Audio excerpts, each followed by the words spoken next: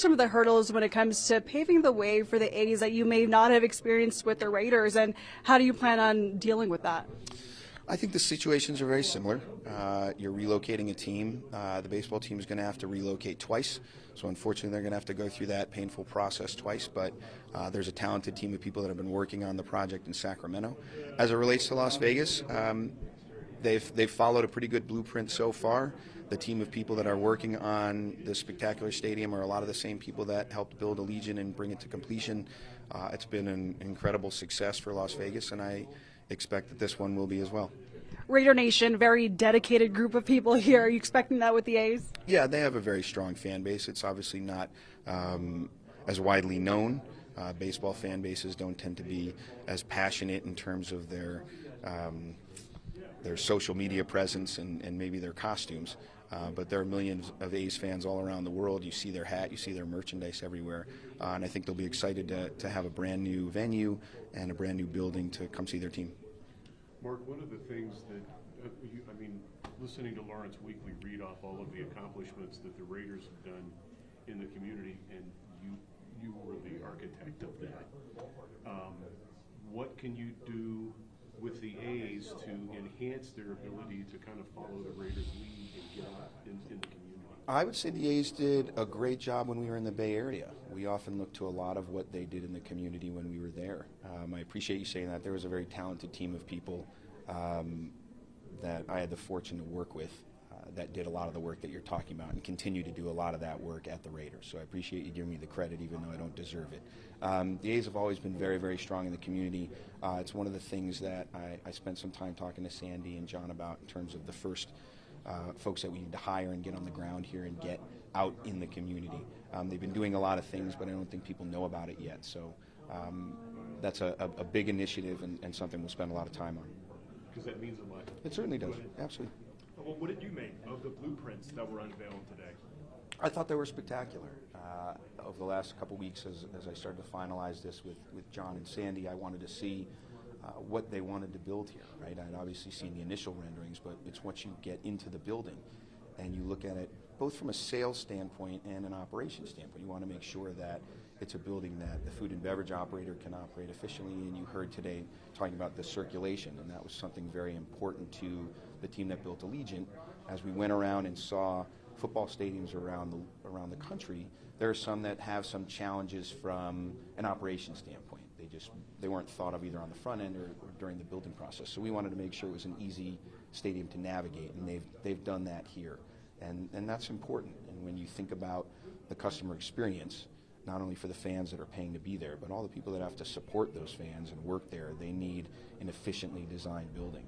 The A's have the same benefit and curse that the Raiders did in that they're going last. And what I mean by that is the Raiders were the last team to build a new facility, really, in this latest round of renovations and new stadiums. So you got a chance to see what everybody's done well, what things you might want to improve on, and then incorporate them into your building. I think the A's and their design team have done exactly that, and you saw the results of that today. In terms of transitioning from the Raiders to the interim work that you were doing and now to the A's, from your lens, just as in sports management, as an executive, is there much of a difference, or could this be a Ted Lasso? No, they're obviously different sports, different passions within the fan base, obviously a lot more games. But you're still trying to provide a great entertainment experience for your fans. That's fundamentally what you're trying to do, and when you're looking at building a facility and building a building, it really is about providing a great experience for the folks that are coming to watch their team.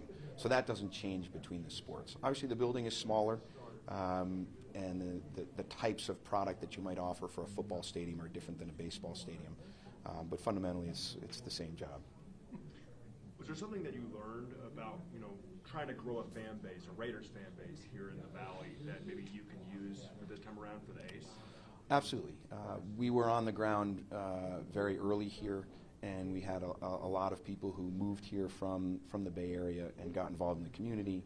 Every single executive that we brought here, or staff person that we got here, we said find a charitable cause that was important to you that sort of met the foundations of the Raiders and what the brand stand for, and get on that board. And we've talked about doing something similar with the A's. You want to make sure it matches what you stand for as an organization, but you just have to be present. It's not necessarily always about how much money you give. It's just about being present and being part of the community and contributing to a lot of the needs of this area, because there are a lot. Anything else? For real? What? You ready to do it for real? I already did it for real. It's like doing a movie sequel, right? This is Godfather 2. That's right. Maybe one more on my Sure. end. So obviously the Aviators are in town, and the Las Vegas Valley has been an exploding sports market. Why do you think that there's so much potential for Major League Baseball here? Well, you have the success of the other franchises that you can point to, and I think any sports property is going to want to have a footprint in Vegas right now. You've seen it. Baseball's America's pastime, and baseball's a great sport. And you talk about the two different types of tourists that are coming to town, right? You have the Sunday through Thursday convention visitor, and then you have the Thursday through Sunday leisure visitor. And both of those could be very excited about coming to a baseball game. If you're here for a convention and you have some time on a Wednesday night and we have a ball game against somebody, why wouldn't you want to go there? So the fact that this city has 40, 50 million people coming here every year, and they're always looking for something new to do, and this city continues to evolve and deliver those things, this is just another entertainment experience, and it's going to be great. Not just for the locals, but for all the tourists that come to town as well. It's going to fill up rooms. It is going to fill up rooms. Absolutely. Good? All right, thank All right, you. guys.